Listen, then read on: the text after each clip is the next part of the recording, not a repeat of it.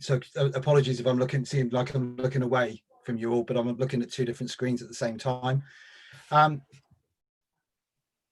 Please feel free to ask some questions. I'm happy if we go along, if there's something you want to add, but it might just be easier if we get to the very end and then you save them up at that point. In a normal situation, if we were sat in a room and I was looking at you normally and we were interacting in a normal way, then I would be much happier for those interruptions, because it saves my voice a little bit. But I think given the challenges of this remote working, it's probably best if I just crack on with it then. So putting into some perspective, the size of our network, he says, how do I move forward on this?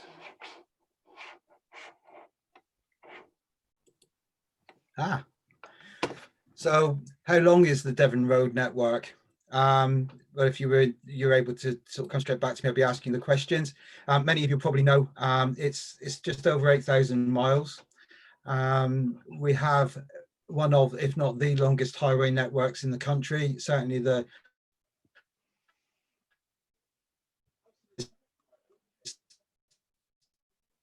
longest road network for any of the Shire. We have a north and south coast. We have two sets of moorland impacting on us, and several valleys running through the county itself, which obviously has its impact on the weather and how we can manage our network. To put it into some perspective, if you were to join every single road in Devon together, you could travel from Exeter to John O'Groats, which is 730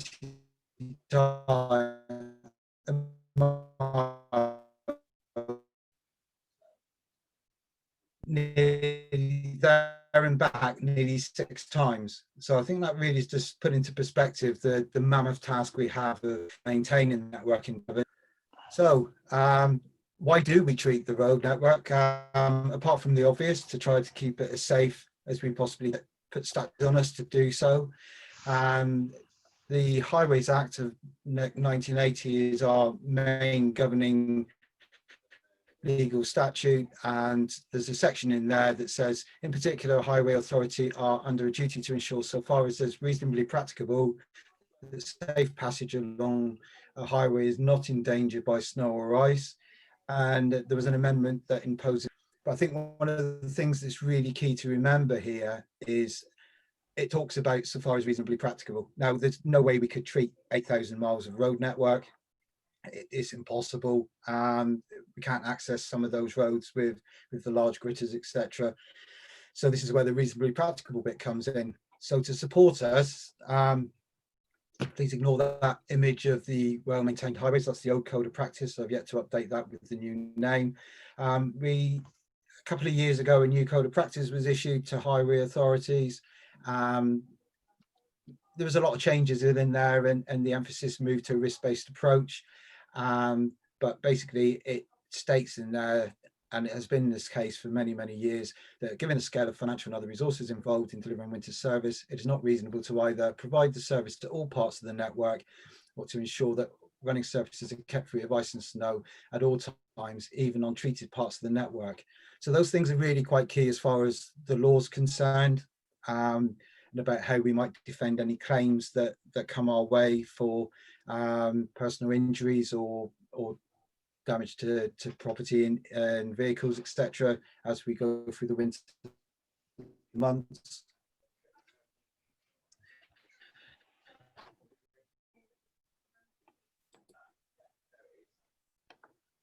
So what infrastructure do we use to deliver our winter service? Well, we have 13 winter service depots dotted around the county. Many of them will be fairly close to where you live. There's 14 shown on our map. One of the Pridhamsley used to be one of our depots, which we sold to Highways England, as they now are. We can use that as an emergency depot store if we need to get some salt in the middle of a sort of county-wide whiteout, but I can't remember the last time we actually used that depot. How much salt do we stock? Well, 24,000 tonnes we go into winter with. That's a significant amount of salt. And how do we store it? In salt barns at those 13, 14 depots around the county. We don't use open storage. It brings lots of environmental issues, etc. And it's the best way of us storing our salt. Where does it come from? Well, there are several sources where we can procure our salt from. For many years now, we go through a competitive tender process on a framework contract every 4 years, and then a mini tender process on each and annual basis. For many years now, our salt has come from a mine based in Northern Ireland. The image you can see there on the left is a conveyor belt into a crushing machine that starts to bring that mined salt down, rock salt down into a material size that we can use. A couple of years ago, I was in Northern Ireland doing a presentation for my institute, the Institute of Highway Engineers, and I was lucky enough to get a visit to the mines. You travel down several miles underground. It's a very strange experience. It's quite eerie. They took us to an area where they turned all the lights off, and you just experienced absolute darkness, so you can't see anything at all. It's extremely dry down in a salt mine, and so they're able to use it for storing documents. That there's no moisture in the air, nothing rots, and basically it's a very good environment. The other way we can get salt is what we call marine salt. So that comes, as it says in the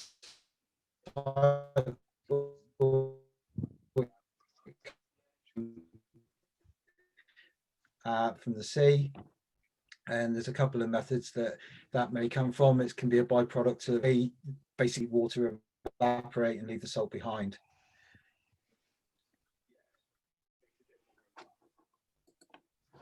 And the equipment, we have Devon has a massive investment in our winter service fleet. We regularly replace our vehicles every year, not all of them, obviously, but anything from 3 to 5 of the vehicles will be replaced. We've stopped replacing them with brand new vehicles now. We started to buy secondhand. They're ex-contract vehicles. We go to tender and they're generally supplied by Econ. The benefit to us is that the authority isn't taking the hit on the first year or two depreciation on the vehicle. They are well maintained because they're contract vehicles with Econ, and we're very comfortable with what we're getting, a good level of service from them. So at the moment we have 37 dedicated frontline spreaders. They cover 37 primary salting routes, the ranging capacity up to about 9 cubic meters, which you'll see are the larger vehicles that are used on roads like the North Devon Link Road and the A380, the South Devon Highway, down to 4 cubic meter capacity gritters we use in the urban areas. 2 of those are in Exeter. They're a little bit narrower, but easier to get around the streets. We have 12, so when a vehicle is moved out and it's been replaced, 12 dedicated reserve spreaders, which enable us to use the spreading process we do.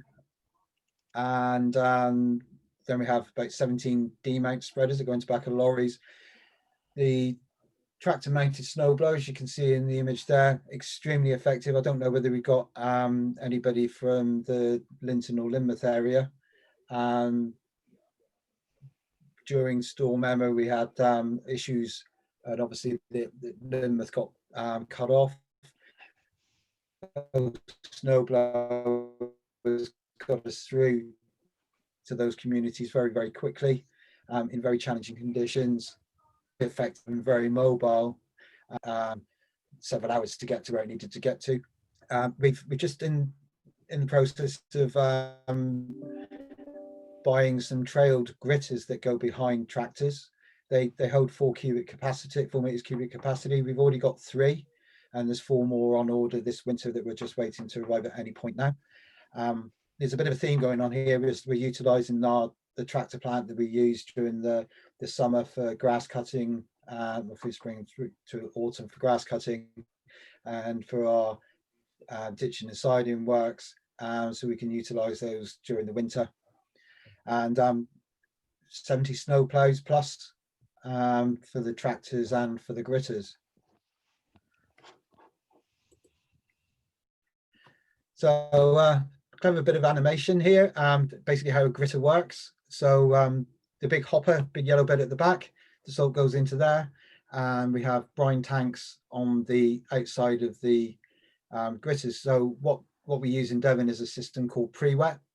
So we actually treat the salt with brine as it comes out the back of the gritter. So when you're traveling behind one of these gritters and you think, oh, they're spraying water onto the road, well, they are, but it's a saline water mixed obviously with salt at about 23%, and it just assists the salt to do the job that it needs to do in forming the de-icing capability and a debonding layer should we get some snow.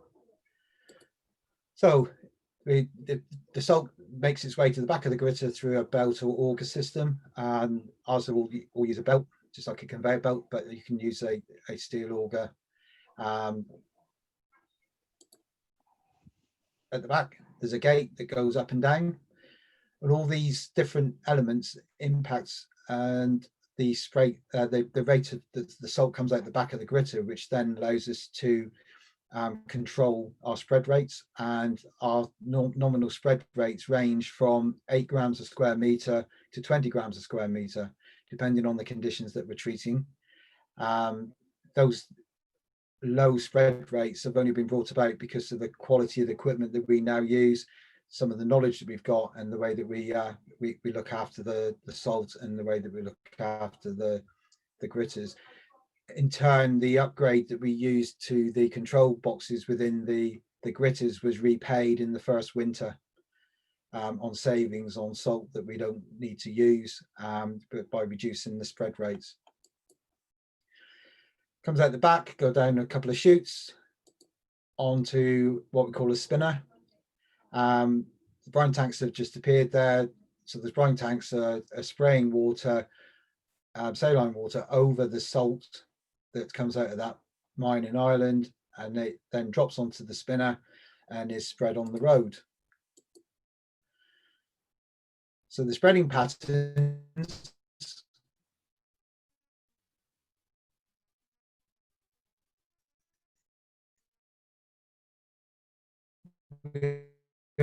travel usually in one direction. So the only variation on that is where we've got very wide roads and dual carriage junctions, like on the North Devon Link in particular. We will treat those sections in both directions to ensure we get the full spread.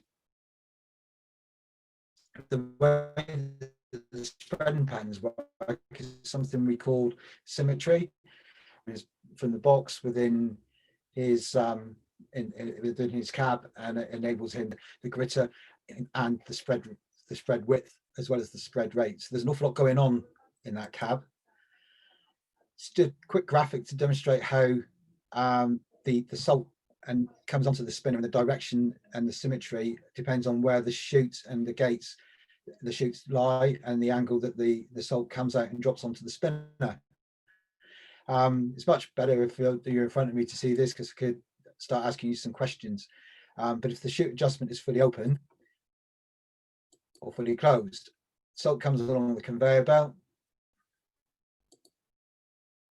So we have one lonely salt gram, drops down onto the spinner and goes off in the top direction. If you move the spinner chute adjustment further across to the spinner, it will have the opposite impact on the salt, which then forces it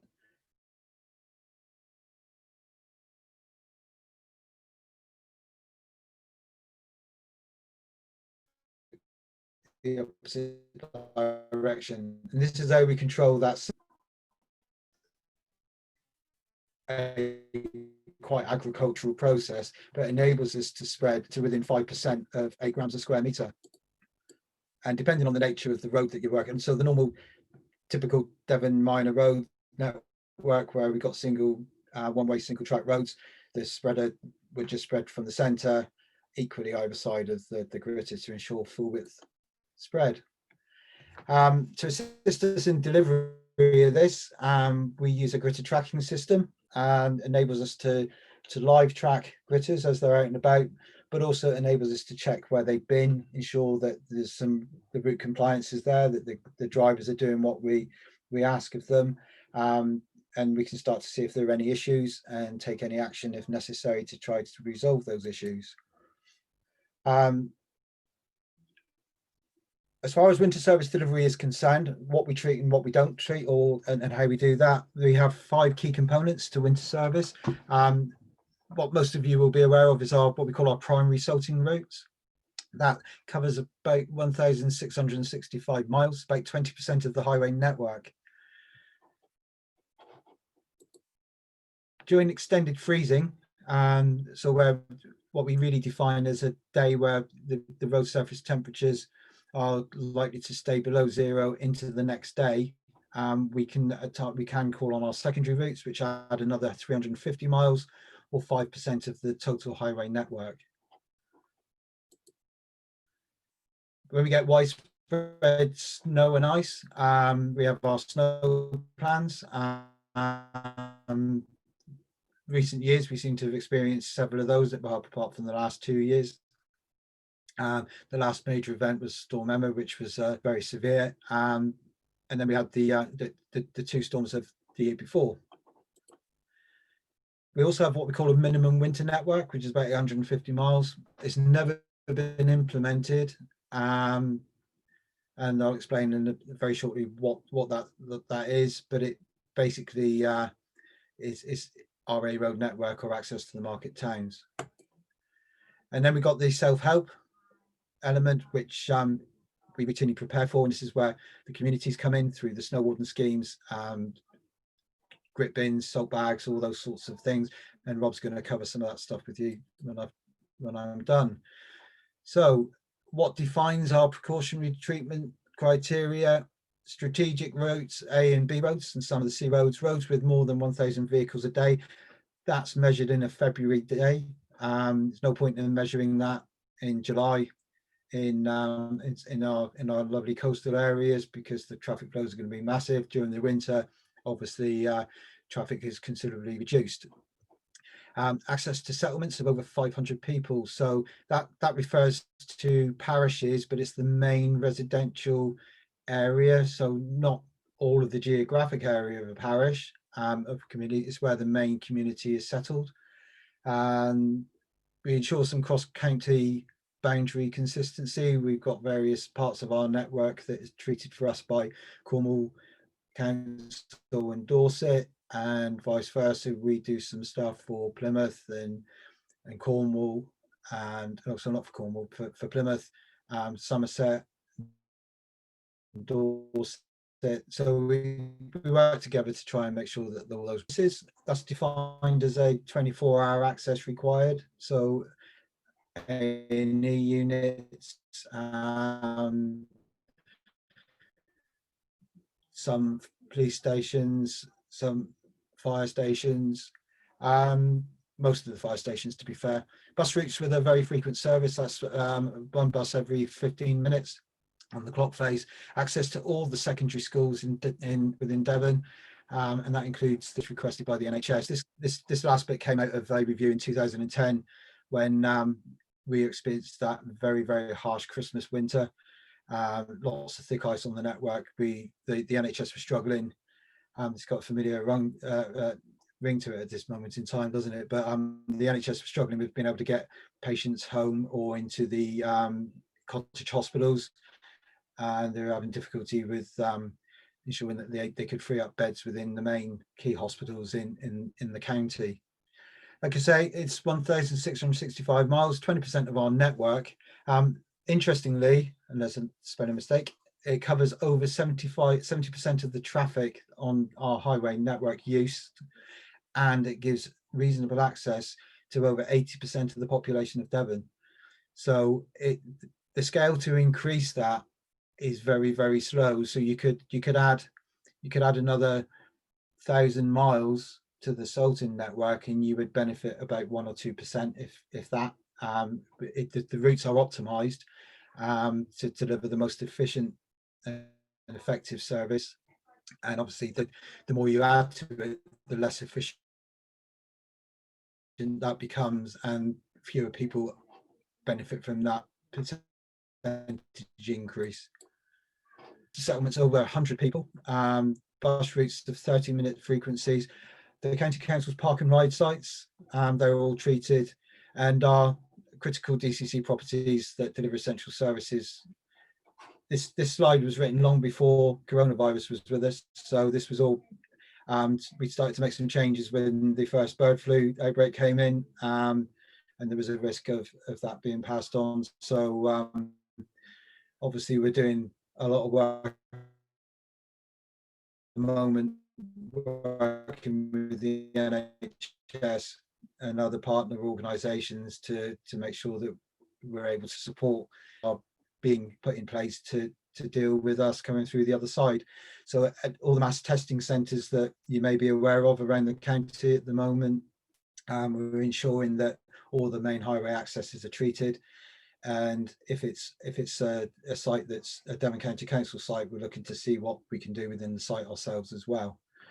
So this adds another 350 miles to the network, and that gives another 10%. So with the two networks together, 90% of the population of Devon have access to either the secondary or the primary Sultan network. Not so they're actually on it, but it's a reasonable access to it. We rarely do, well, say this particular type of treatment, the secondary, isn't used very often. On average, we probably treat our primary network somewhere between 65 to 100 times a year. The secondary network, we generally, on an average winter, you might treat 5 or 6 times at best. During the severe weather events, obviously, these get done an awful lot more frequently. That's when we got the major disruption. Our snow plans come into effect, where we work with the local neighbourhood teams, etc., and snow wardens, etc., to join everything up together so that we can try to deliver as much as we can. When we get this sort of severe weather event, our normal day-to-day working practices, obviously we're unable to do our normal maintenance work, so all hands are put onto this to try and get stuff clear as quickly as possible. We have to prioritise our primary precautionary Sultan network first, because there's no point in clearing access through to that if you haven't got it clear. So it is all done on a hierarchy.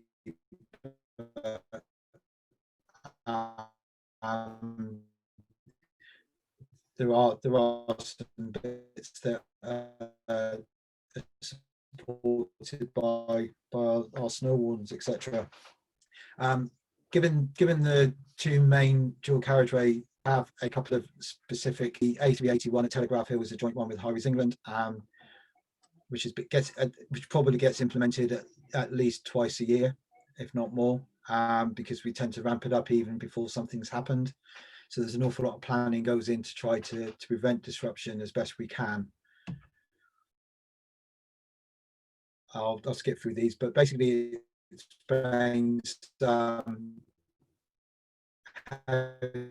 that plan holding is set up, working with Highways England and the police, and there's various tried and tested method: road first and direct traffic around the coastal route, which is a bit easier to manage, and concentrate efforts on the Highways England trunk road network on the A38. It just depends on each scenario at each time and the impact of the snow at that point.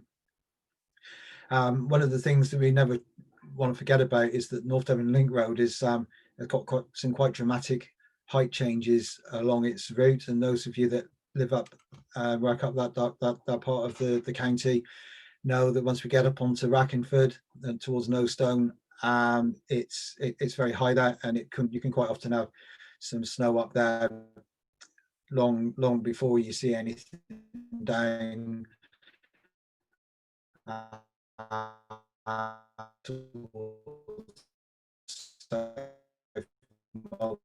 and back towards the Tiverton direction. Network. So this going on. Devon never ran out of salt. We managed to keep our stocks moving, but we did have to sort of mix in salt with some grit, trying to make it go a bit further. I was just responsible for ordering and managing the salt back then, and I think we got down to about 24,000 tons, about 3,000. I was getting nervous. Then a ship came in, so I didn't get quite so nervous after that. But we needed some plans just in case we had to reduce what we were doing. So this minimum winter network is designed to be something that can be easily communicated. So it's our A road network, main access to market and coastal towns, main access to 24 emergency services, and that's very consistent with other Southwestern authorities.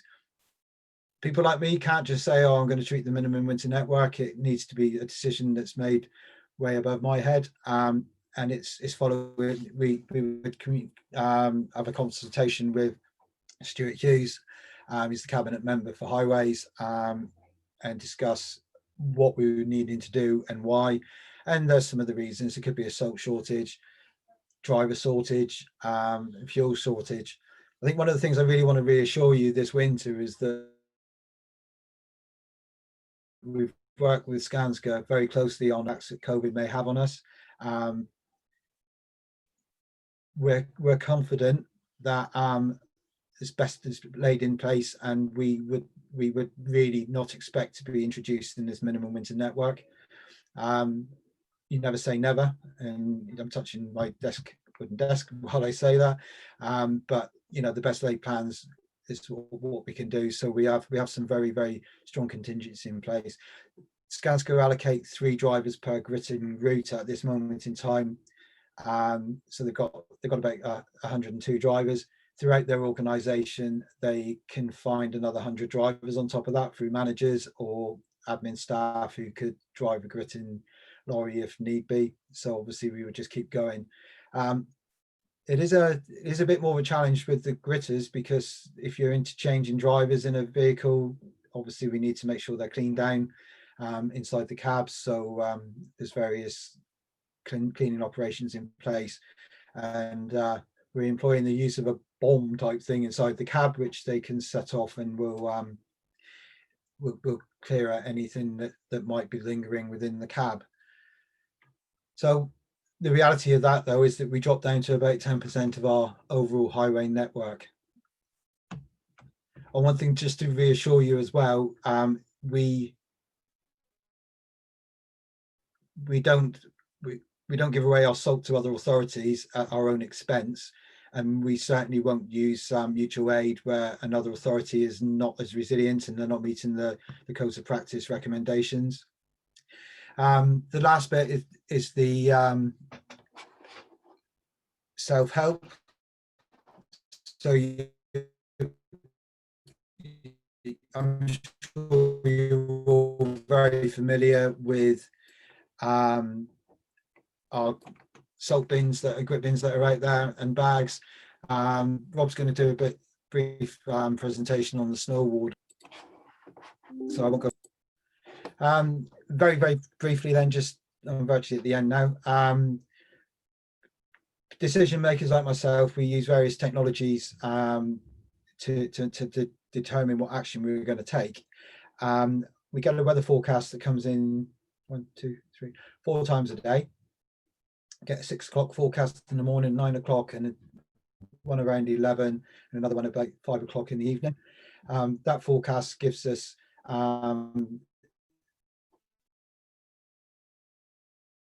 the road surface conditions and normal weather conditions. Take a decision as to when we treat and at what spread rate we might need to use. So these are one of the forecast graphs that, sorry, I've skipped this slide. I'll go back a page. I seem to have missed one.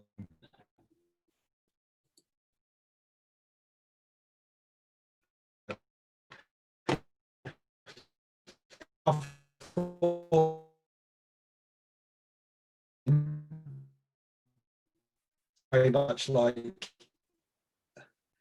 this, and it gives us the domains that we have forecast for Blackdown and Exmoor. Within the Blackdown area, we use a forecasting site at Yarcombe, which is on the old A30, and for North Devon, Exmoor area, we have a forecasting site weather station at Bratton Down. We just put a new one in at Friendship Farm to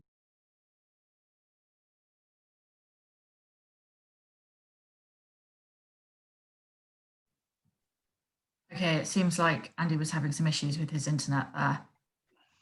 I think he was coming to the end of his part of the presentation. So, Robert, do you want to pick up? Yeah, I'll pick up. I'll let Andy rejoin whilst I'm just giving the brief snow warden presentation. And I think the question and answers will leave till afterwards, because Andy will most probably be better placed to answer some of the questions that have come up during his presentation. Yes, Robert, can you make yourself so we can see you whilst you talk? Yep. Thank you. Okay, I'm just going to share my screen now and hopefully you'll see that.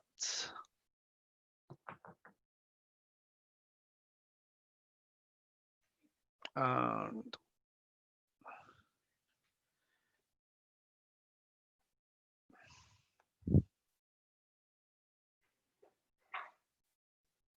can you see that? Can everyone see that? No, here we go. Yeah. Okay. Oh, Andy's back in. I've just said, Andy, we lost you then for a second, so I'll continue with it, and we'll take all questions collectively at the end. Yeah, there wasn't a lot left. It was getting a bit technical, the stuff I was going through any of them. Okay, no worries. Well, as previously discussed, Rob Schofield, the Network Operation Control Centre Manager. I'll give you a quick update into snow wardens. I believe all snow wardens will have been given this initial brief during training, so it's just an update on that. Okay. And my slides, there we go. So background, snow wardens came around following a discussion in 2009, and for the first winter of 2010 it was implemented. Okay, and initially the interest was pretty slow but grew over the years, and we've got quite a successful snow warden group of registered volunteers. Okay, the benefits of the snow warden initiative, help to empower the communities, support yourselves as parish and town organisations, and to support your emergency plans also.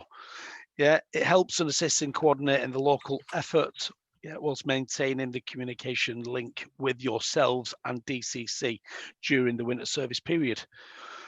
And it also has a knock-on effect by supporting other community volunteers and initiatives such as Meals on Wheels, NHS, community health visits, and the Devon 4x4 network. Okay, so they're the collective benefits of the Snow Warden scheme. What do we do as DCC? Well, it's for us to inform town and parish councils and support them in their own individual plans, okay, but to help come to agreement in the level of support that you can do as town and parish councils, and together with ourselves, you come forward with the snow wardens and register your snow wardens with DCC. DCC then, with the help of the neighbourhood teams, will train the snow warden volunteers, and then over the years, as they increase the numbers or drop off the numbers, we'll maintain that register for the snow wardens themselves. What we'll also do then during the winter period itself is give you a welcome and sort of winter action summary messages at the start and the end of winter service. And throughout that period of time, give monthly forecast messages. And then through the individual days as the winter is forecast, on particular days for action. Yeah, it will give you severe weather action emails or messages and tweets on Devon Alert. So that initial communication through what to expect for that month, and then the follow-up, the more operational side of things of what the weather is looking like. Are we going to go out and tweet? And all that is supported by a group email called eSendX, yeah, and we'll get the 24/7 watchkeepers here to send out their messages and the tweets on at Devon Alert. So themselves then, the parish snow wardens and town snow wardens must be nominated by the town and parish councils themselves and receive training by DCC before operationally setting foot onto the areas where they wish to salt. Okay, and like I've said, be registered with the DCC Highway Services team. When I send out the welcome message back in October, all the links on them emails, or those emails I should say, are on there for the purposes of keeping the register up to date. Yeah, individuals will be responsible for re-registering or the registering of volunteers and making sure that the training either locally by the town and parish itself or the neighbourhood team training from DCC itself. Not acting in response, but listening to the forecast provided by eSendX email or at Devon Alert, and then plan and coordinate a local response between yourselves within the parishes and towns. Yeah, and all this will hopefully link into the agreed framework that has been set up and established with DCC and the Snow Warden Initiative. Okay, and then finally, when we get to a more whiteout situation, yeah, coordinating with DCC on local snow clearance should we have a whiteout situation involving more community volunteers such as farmers, etc. Okay.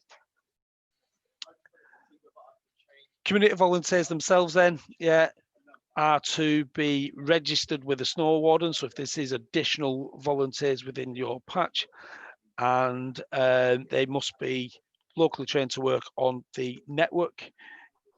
Yeah, and this is all under the voluntary self-help scheme. Snow wardens and community volunteers need to be in good health and over the age of 18 in order to register.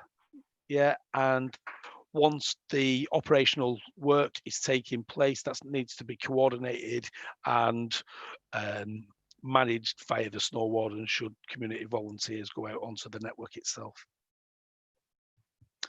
Insurance purposes then, volunteers will be covered by DCC public liability insurance, third-party insurance only, okay, for the voluntary work, providing that they are trained and registered with DCC, trained by snow wardens and on the parish register also. Okay, additional contractors will not be covered by the DCC insurance plans, and neither will be third-party cover. So anyone that's beyond a snow warden and community volunteer, neither will personal vehicle and equipment be insured during such time that there's an activation required. The snow warden scheme, like I say, this is just a like a slide. All this training will have been given, yeah, and is all detailed within the community self-help documentation. Yeah, so we got over 260 town and parishes linked to the scheme, with over, I think the last count was around 265 registered snow wardens. Okay, don't quote me on that number. Okay, that is what we believe the ballpark we have out there at the minute. It has been used and tested, yeah, and the reports I've got in such my short period of time working for DCC, that it works quite well, and we'll let you come back on that and see if there's any questions or if there's any issues regarding the scheme itself. Okay, cycle paths will not get treated by DCC as part of the winter action which Andy's discussed, yeah, and because of the issues that you can see on the slide, yeah, cost, welfare, yeah, accessibility. A lot of the known cycle paths around Exeter are on the water courses, so it comes to the point where, should we treat a cycle path and then someone ends up in the water, you know, there's for and against it. So the minute the decision is not to treat cycle paths within Devon. However, consideration is that there will be, you know, cycle path wardens within your town parishes, or individual cycle groups that may want to take their action upon themselves. Okay, but obviously them questions again: welfare, cost, yeah, precautionary and reactive treatments, when to treat, and if they've got the equipment, when they would be, you know, where to store it, how to grab hold of the salt, etc. Okay, so the bottom line is cycle paths at present and footpaths within that area don't get treated by DCC. Yeah, snow wardens themselves, having registered, they'll get all the training, they'll understand the DCC website for that area of the snow warden initiative. Okay, but we are on Twitter, active on Twitter with @Devon Alert. There is a Facebook and Instagram social media coverage is quite good out there. There's articles open source, yeah, on the on the web. Yeah, the information that we're passing out hopefully getting to the right amount of people, and then within your town and parishes, that information gets cascaded within your organisation. Yeah, but as it says on the slide there, parish conferences, post, yeah, winter action are always very good for lessons learnt, yeah, best practice within certain parishes. So great platform to communicate within your groups themselves, yeah, and dispel any fears, or like I say, discuss best practice. And then taking part prior to winter action will also be good to iron out any issues on that. Snow wardens, best point of contact throughout winter service is the neighbourhood teams, yeah, within the neighbourhood catchment areas. Okay, and short but sweet, yeah, that sort of completes the snow warden update. Like I say, that information is always given out at the start of snow warden training. Okay, I'll leave it to an open floor now, going back to Andy's first presentation. I know that there was some messages coming up on the message chat, some questions that got raised, Yeah. and no doubt the same. So shall I just go through I've got 4 questions here. Yeah, can I, we've got just under 15 minutes left, so we could just go through the questions that we've already got, as we've got quite a few there. If you can just go through and answer those as best you can, that would be wonderful. Thank you. Okay, so if we go to the first one, that's Marion. Can you just confirm, when you talk about registered for these emails, is that the snow warden ones? Sorry, you're on mute. Yes, please. Yes. Yeah, if you go through your either, is that something you could do, Rob, on this occasion? Have you got a registered snow warden in your parish? Well, we've got a snow plan, and our chair is leading that, but I don't know if she's a registered snow warden yet. So. Okay, do you have a name there, please, Marion? It's Stamford Courtenay Parish Council, so it's Michelle Wilson. Right, okay. We've actually started halfway down the list of questions there. Sorry, I've only got 4 here. Maybe I'm going back to front the way I'm reading them. Yeah, so if I go up to the top and I'll read down the questions. Okay. Is that everything you need from Marion now, Robert? And yeah, I'll take that forward.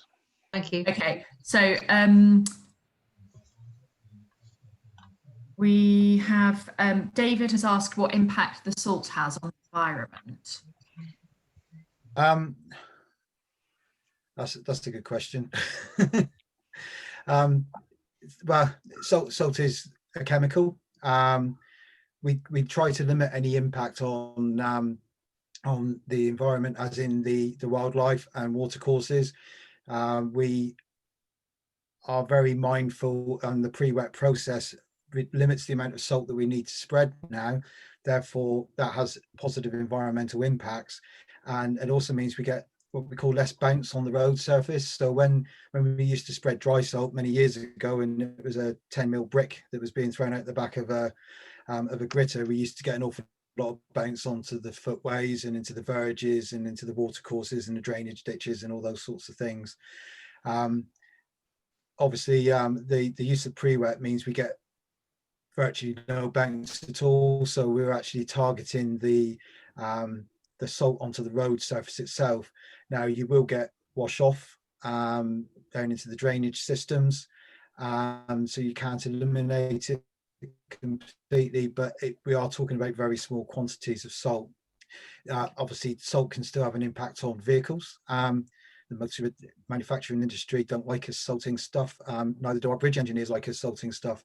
But there is no other realistic option to prevent the formation of ice on the network, and therefore, when you start to balance up the risk to people over the risk to the environment, you try to manage that risk in a fair and considered way. And although salt is what it is, we try to eliminate it. The use of the salt bonds as well will reduce any environmental impact.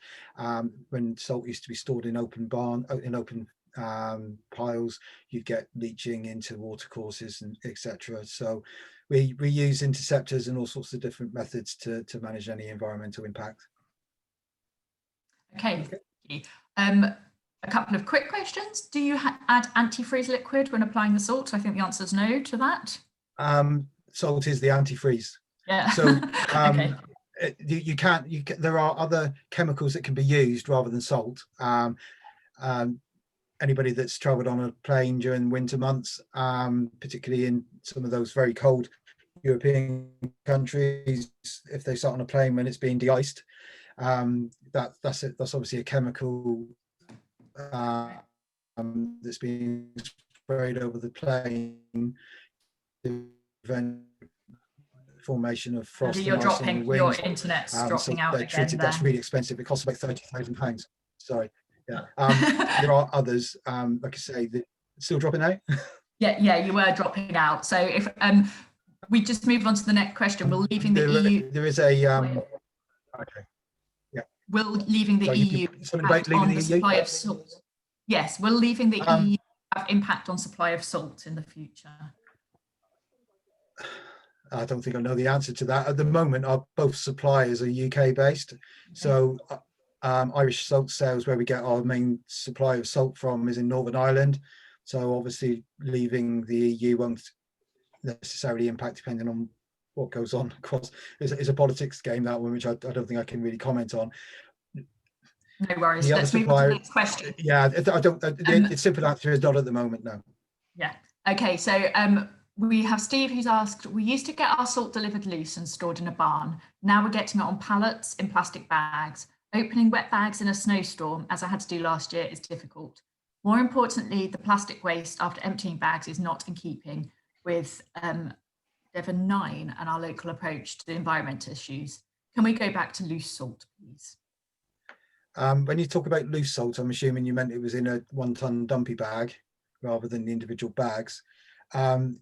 You can still order it that way. The problem we had is that if it's not being used, it goes off and goes hard and then becomes even more of an environmental impact. We do work with the suppliers on trying to use more environmentally friendly packaging. But at the end of the day, they're obviously trying to deliver the same sort of environmental challenges themselves with regards to the materials they use. It's a conversation we can have, but probably needs to be held away from here. Okay. Marion's asked, would a second-hand snowplow be available to purchase or lease for small parish councils? So a snowplow.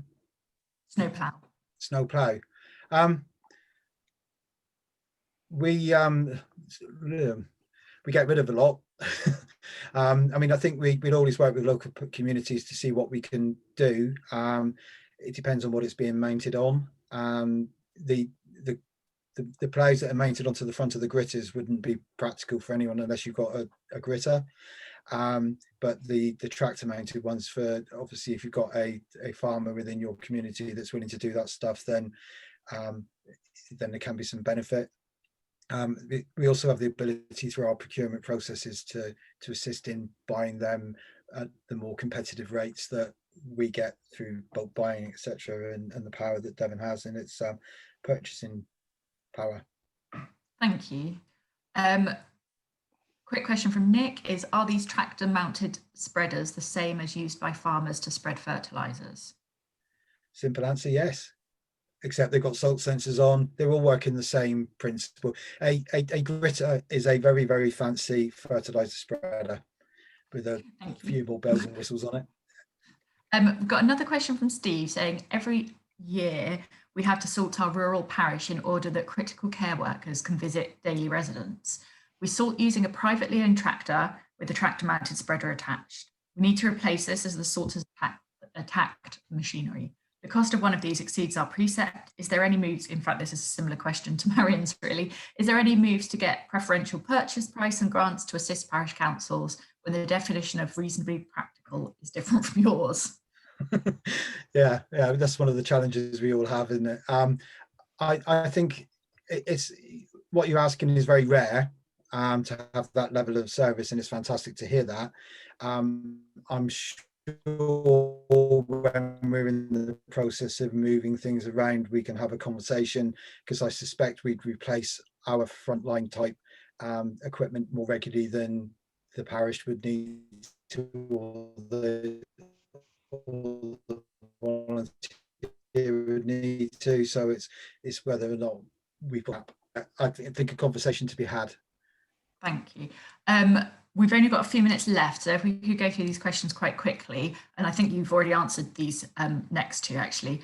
We've got, how regular must the bus run to get the road gritted? And I think you said every 15 minutes. On the primary salting network, at least every 15 minutes, and on the secondary network, at least every 30 minutes. And then if bad weather occurs, will COVID-19 affect delivery?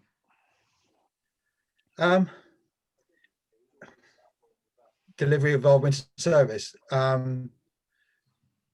We've got lots of plans in place with Skanska to ramp up our staff to be able to deliver it. We plan for the worst and hope for the best.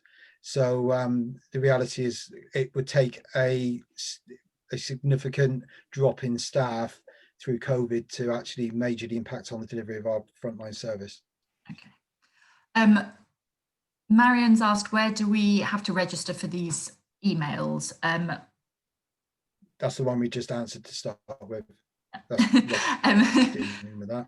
Okay, Nick's asked, how can we check if our settlement is on the list for second level road treatment?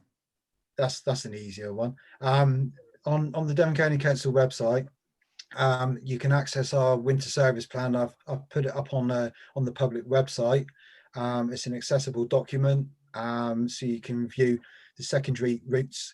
There is also on the WIP, where you can view roadworks, an interactive area where if you go to your parish, you can actually overlay where the secondary routes go and the primary routes go. So there are, and if you really do get stuck, then just ping me an email and I'll tell you. Thank you. Then Ruth has asked two related questions. Firstly, where can we get the Snow Warden and Community Self-Help detail document?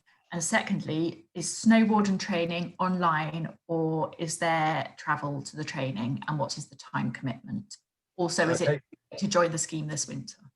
The answer to the first question is, if you go to the winter service page, so if you go to the Devon County Council Roads and Transport page and click on winter travel, that will take you to where the winter service plan is, and within the winter service plan, the Snow Warden document that Rob's put up on there is a downloadable PDF. Snow Warden training is generally delivered by our neighbourhood officers. Now, the very early stuff back in 2010 I did, but men and ladies that are covering a far lot less, so they're able to deliver it. The time commitment for the training, I'm assuming that's with regards to the training itself. It as a snow warden, depends on the weather. I mean, obviously it's not, and it's never too late to join. I'd suggest that, Ruth, you just speak to your local neighbourhood officer or your local neighbourhood engineer, and they should be able to point you in the right direction, driving that forward. Thank you. Diana's asked if you can clarify what type of roads that snow wardens and volunteers are expected to look after. Are these only those that DCC will not salt? Is there an overlap where volunteers do work that would otherwise be done by DCC? Simple answer to the question is no, there is no expectation on anybody. What we don't want volunteers doing are trying to treat the road network that we treat. So part of that communication with the snow warden and the neighbourhood officer is to ensure that there is a bit of a link up. There's no point in a community treating paths to the school or primary school or something if it doesn't link to somewhere else, and that's where we get involved. But effectively all that the snow warden does is parts of the network that we can't do. It's not been brought in to do stuff that it's not that we don't want to do it, it's just that we can't do it. So it's just really important that we understand that there's no real commitment to this, in the sense that if you want to pull out of the scheme, you can pull out the scheme. Obviously we encourage as much local involvement as we possibly can, but it needs to link with our secondary and primary network just to make sure it's all joined up. Okay, and the second part of Diana's question is about writing a community emergency plan and how to include that. So I'm going to actually ask for Diana and my colleague Martin, who's also on the call now, if you could just message each other. Diana, Martin can give you some support on that. So if Martin, perhaps if you just message Diana your email address, and then you two can get in contact about that. Because I think that's a bit of a longer question. We're over time now. We've got, Steve has just asked actually about contact details. So Andy, if you have an email address, you could just put into the chat so that people can contact you if they want to ask about any of, well, specifically plastic bags and tractor mounted gritters, but anything else, if you could just pop your email address in. I'll give you a moment to just do that. Can I just add, please, Louise? Sorry, I've added at the bottom of there links to the Winter Service Plan, so that'll take you direct to the 2021 Winter Service Plan that Andy has created. And then following on from that, I believe it was Ruth that asked a question about snow warden documentation. Well, the link is there directly after the Winter Service Plan. Okay, and regarding training, yeah, that's an excerpt from the Devon County Council website regarding training. Yeah, the training itself, I think, is a mixture between online and a blend of the neighbourhood team. Thank you. So one other very quick thing for Diana, she just asked about homeowners salting their own paths. Any advice on that? I tend to use table salt, but just a small amount of it. It does the same thing.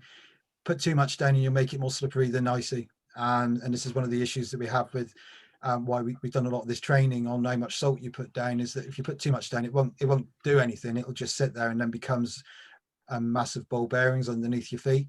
And my only advice would be to try something like table salt, but just a small amount down.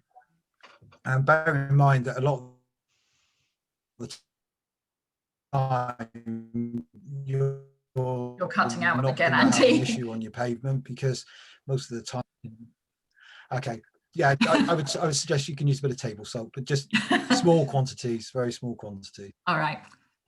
Thank you everybody so much for joining this session, and thank you especially to Andy and Robert for some really interesting points that you've raised there. And I hope everybody's thinking now about how they can include snow planning in their community emergency plan. Martin's popped his email address in there as well if you'd like some support taking forward your community emergency plan or editing, amending anything to do with snow planning. or indeed if you have a snow plan and you want to upgrade it to a community emergency plan, we'd be delighted to work with you. I hope to see some more of you at later sessions in the day. I'm going to call the session to a close now, and tomorrow as well. Thank you very much for your time. Thank you. Thank you. Thank you.